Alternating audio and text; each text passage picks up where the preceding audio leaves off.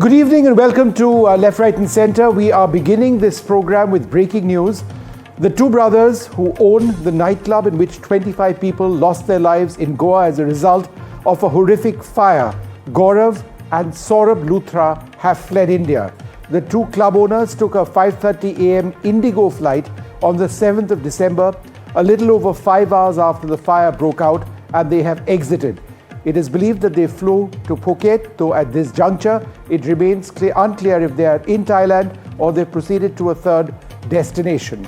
We're going to be tracking this. The police did travel to Delhi to their homes initially, immediately after the first information report was filed against them. However, it now appears that they have fled the country. They weren't, of course, at their home at the time of the police searches. Interpol has now been called in to help the CBI apprehend both the brothers.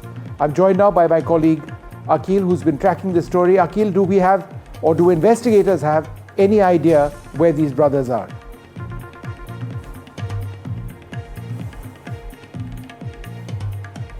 So, see, right now the information that we have received from the Goa police is that both the brothers have fled from the country just after more than 5 hours. If you see, the incident took place at around 11:45 p.m. and after that what we have seen that the first call which was received by the fire department was approximately 11:55 p.m. and since then what we have seen that the investigation began by the Goa Police North District team. And if you see, so far 5 accused have been arrested successfully by the Goa Police team, and 4 accused were held from Goa itself, and 1 more accused was held from the national capital Delhi.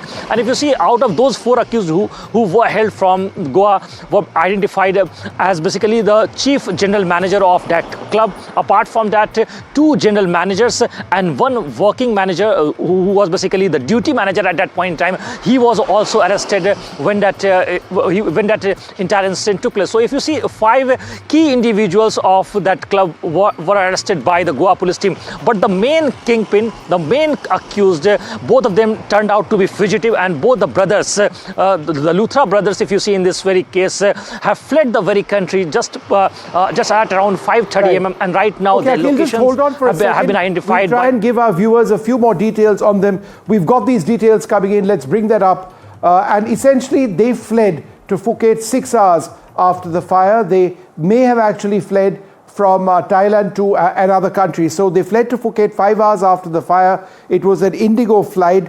They went to Phuket, and the big question now is, are they there or have they actually moved elsewhere? They may flee, according to reports, from Thailand to another country. Interpol is involved now in trying to find where exactly they are. The police are absolutely convinced at this stage the chances of them coming back to India are very, very low. The Goa police, as I mentioned earlier, is seeking the assistance of Interpol to try and get through to them. Now, a few more details of this particular case. Again, a timeline of what exactly happened. 11:45 p.m. on the 6th of December is when the fire broke out at the nightclub in Arpora in Goa. They then fled to Delhi, and at 5:30 a.m. The accused Luthra brothers boarded a flight to Phuket. So they've flown to Thailand, but the big question now is, where exactly are they? So that's what investigators are trying to find out, and of course they have involved themselves with the Interpol as well, with Interpol, to try and get some answers on what exactly took place. Now, the nightclub in Goa turned a death trap when the deadly blaze in this nightclub, which they own, resulted in the death of 25 people. But what came out in the preliminary probe were shocking lapses, blatant violations of fire safety norms. We have this report.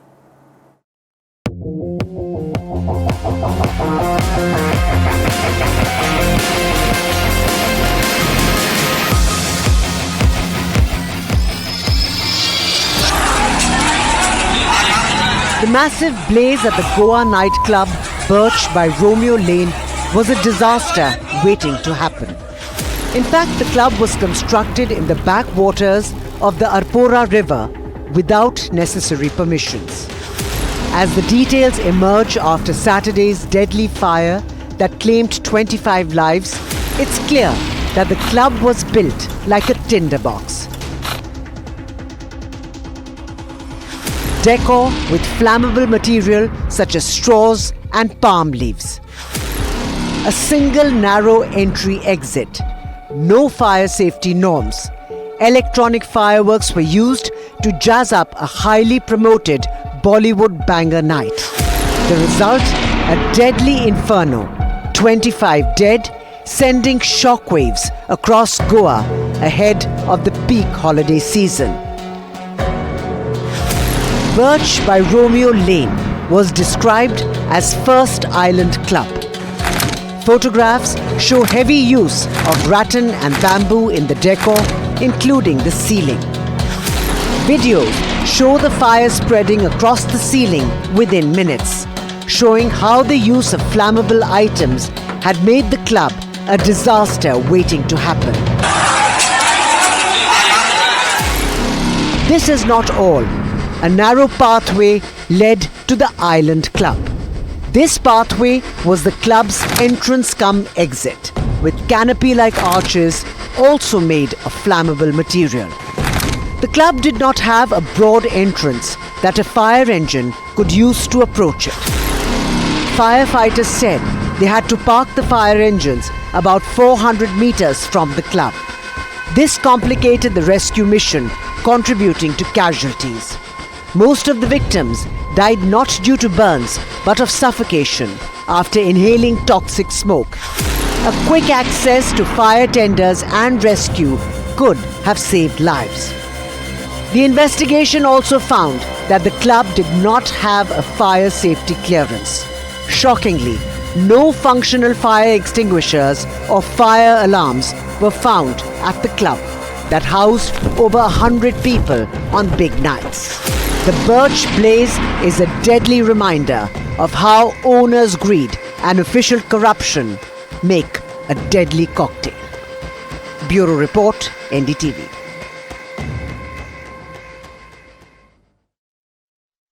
The Goa nightclub fire has left behind more than charred structured and unanswered questions. It shattered families across states. Among the victims, a 22-year-old youth from Assam who travelled hundreds of kilometres chasing work and a better life. Here's a human story of loss, struggle, and a family's appeal for dignity in death.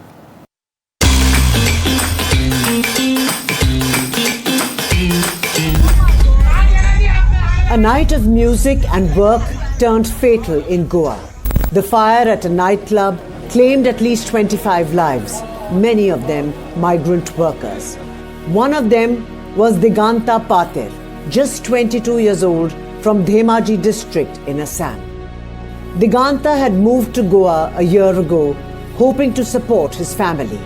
He worked as a cook at the nightclub, the same workplace that became the site of tragedy. Around dawn, the family received a call.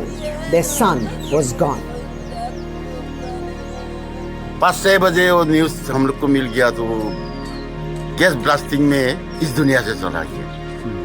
ये तो बहुत दुख का बात है। तो अभी क्या करेगा वो, तो उसका खाली सिर्फ माँ ही है, माँ है। मैं असम के ये मामा को, हिमंत बिश्व शर्मा सर को, मैं इस आप लोग का चैनल से रिक्वेस्ट करता हूँ, जैसे हो प्लीज डेड बॉडी ला दो। Diganta belonged to a financially weak family. His brother works in Kerala. His mother and aunt live alone in the village, now struggling not just with grief, but paperwork and costs. The family says they cannot afford to bring their son's mortal remains home. In Goa, bodies of victims continue to be handed over to families. Another migrant worker, Manojit Mal, a staff member of Birch restaurant, was laid to rest after his body was handed over to his kin. For families like Diganta's, the tragedy didn't end with the fire. It continues in helplessness, in distance, in waiting for help. 4 members of the same family from Delhi's Karaval Nagar, Shahadra area lost their lives in the same Goa nightclub fire. 5 family members had travelled to Goa on Friday for a vacation. While Vinod Joshi, his sisters-in-law Kamla, Anita and Saroj were trapped inside the inferno, Vinod's wife Bhavna Joshi narrowly escaped, pushed out by the crowd as flames engulfed the club. Bhavna watched helplessly as the family was engulfed by the fire. In the aftermath of the Goa fire tragedy, questions of safety and accountability remain. But for families across India, it's grief that burns the deepest.